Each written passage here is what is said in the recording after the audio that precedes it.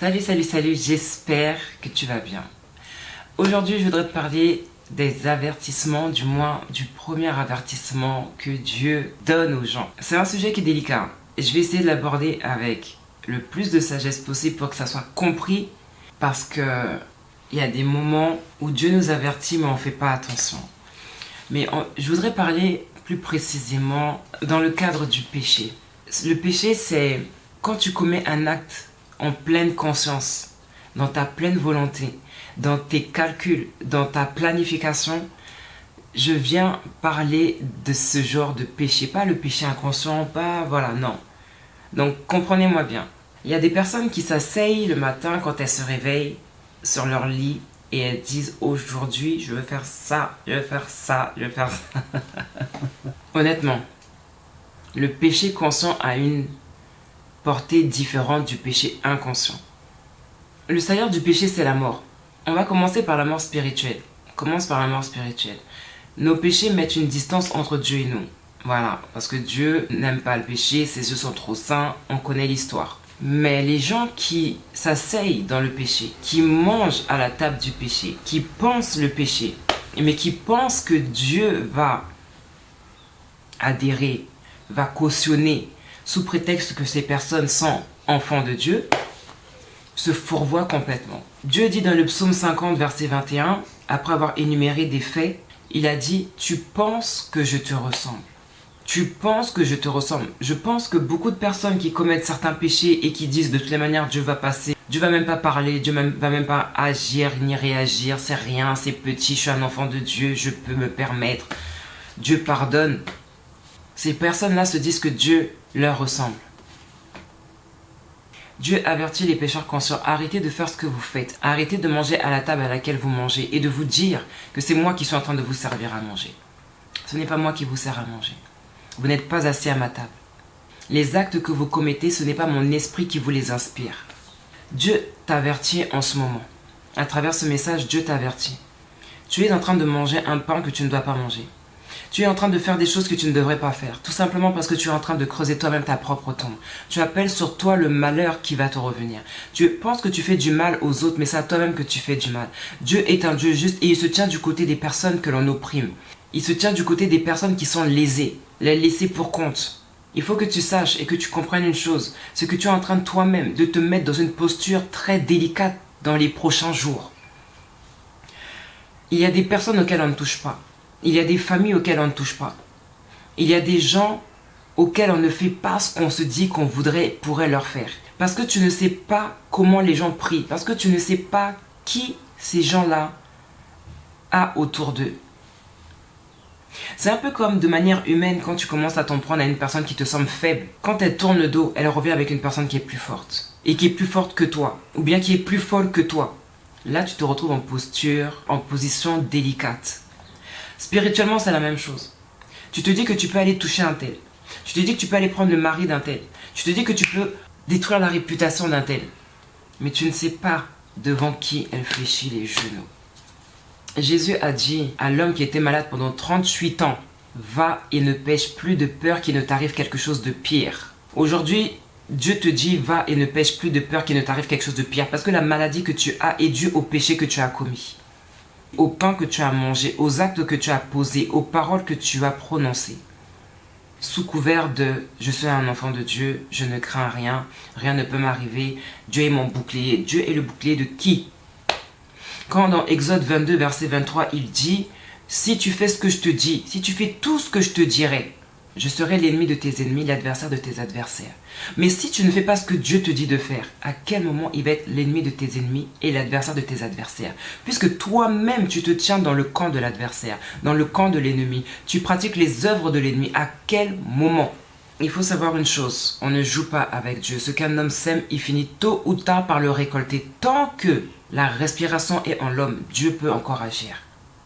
Dans Jérémie 7, verset 8 à 10, il est dit « Vous allez vous commettre des adultères, vous dérober, vous tuer, vous allez offrir des encens à Baal, vous allez vous prosterner devant d'autres dieux que vous ne connaissez pas. Et ensuite, vous revenez dans ma maison, sur laquelle mon nom est invoqué, et vous dites « Nous sommes délivrés. » Dieu dit même au verset 11 « Mais est-ce que la maison sur laquelle mon nom est invoqué est une caverne de voleurs ?» Ça, c'est pour les personnes qui commettent consciemment de faire le mal.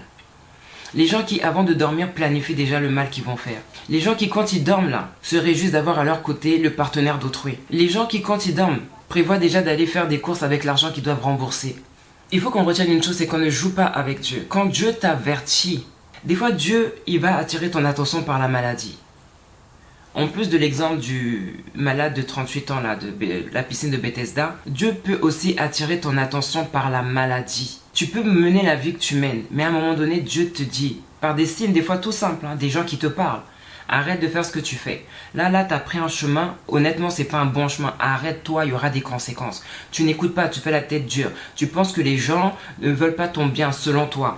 Alors que tu es en train de faire le mal et toi-même, au fond de toi, tu sais que tu es en train de faire le mal. Tu sais que tu es en train de faire souffrir des gens. Tu sais que tu es en train de mettre des personnes mal à l'aise. Tu penses que la hauteur que tu as prise dans la situation dans laquelle tu es va te permettre de rester à flot. Mais tu vas finir par tomber et te fracasser. Dieu parle tantôt d'une manière, tantôt d'une autre. C'est seulement nous qui pensons que des fois, oh, les gens, ils fabulent. Oh, les gens, ils exagèrent. Oh, les gens n'ont rien compris. C'est nous-mêmes ou c'est toi-même ou peu importe à qui il manque la compréhension. Quand on prend un mauvais chemin et qu'on commence à voir des gens nous dire « Attention, là, ce que tu es en train de faire, c'est pas bon. Tu files un mauvais coton. Arrête-toi avant qu'il ne soit trop tard. » Si tu n'écoutes pas ce genre d'avertissement, les conséquences arrivent. Elles sont juste derrière. Elles sont juste derrière. Et ça peut être irréversible. C'est ça le pire, c'est que ça peut être irréversible. Parce que quand il sera trop tard, tu ne pourras pas revenir en arrière. Tu ne pourras pas revenir en arrière. Donc, mets-toi tout de suite dans une position d'humilité. Remets-toi en question. Demande-toi ce que tu es en train de faire consciemment que tu ne devrais pas faire. L'orgueil précède la chute. L'orgueil précède la ruine. Est-ce que tu penses que tu devrais continuer à t'enorgueillir dans la position dans laquelle tu es, dans le chemin que tu as emprunté? Va et ne pêche plus. Regarde autour de toi, que la nature t'enseigne, que les situations des gens qui sont autour de toi t'enseignent, que la chute des orgueilleux autour de toi dont tu as entendu parler t'enseigne, que le fait que certaines personnes qui ont fait le mal et qui ont expérimenté des conséquences dramatiques t'enseignent. Ne te dis pas non, ça n'arrive qu'aux autres. Oh, moi, ça ne m'arrivera pas. Oh, moi, ça ne me touchera pas. Moi, je suis différente. Moi. Non, il n'y a pas de toi. Ne sois pas fier du péché que tu as consommé. Cette gloire que tu as, en te pavanant, en te glorifiant avec le mari d'autrui, la femme d'autrui, en ayant descendu un tel, en ayant discrédité telle personne, en ayant volé telle personne. De la même manière que tu es à 100% dans la gloire, dans le mal que tu as fait, tu seras aussi à 100% dans l'humiliation du mal que tu auras fait.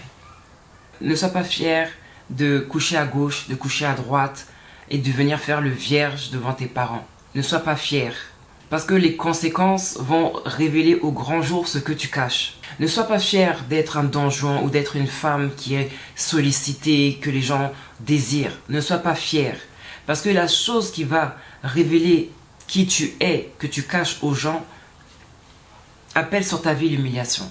Va appeler sur ta vie l'humiliation, la honte, la gêne. Quand tu sais qu'il y a quelque chose que tu ne dois pas faire, ne le fais pas. N'oublie pas, Exode 23, verset 22. Si tu fais tout ce que je te dis, je serai l'ennemi de tes ennemis, l'adversaire de tes adversaires. Ça veut dire que si tu ne fais pas tout ce que Dieu te dit, on peut être bien vu, On peut être bien vu des gens, mais Dieu nous connaît. Ce qu'on fait dans les ténèbres, Dieu le révèle en plein jour. Ce que tu as fait en cachette là-bas, Dieu le révèle en plein jour, tu es enceinte. Donc les gens vont se dire, mais on te pensait... Alors que c'est ça, tu mangeais ce pain-là. Voilà.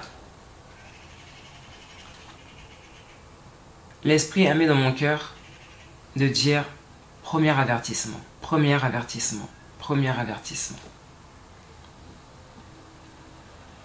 Que le Saint-Esprit nous convainque de toutes choses. Ne fais pas croire aux gens une certaine virginité. Parce qu'un jour, quelqu'un va venir sonner à ta porte. Ça sera un père, une mère avec un enfant pour dire « Madame, monsieur, votre enfant a enceinté notre fille. »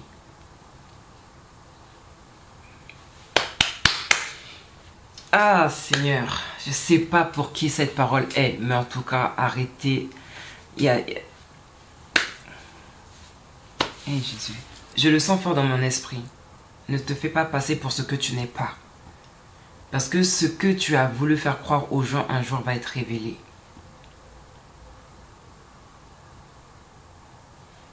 Voilà. C'est tout pour moi. Je te laisse avec ça. N'attriste pas le Saint-Esprit, n'attriste pas le Saint-Esprit et n'attriste pas le Saint-Esprit. Sur ce, bon courage.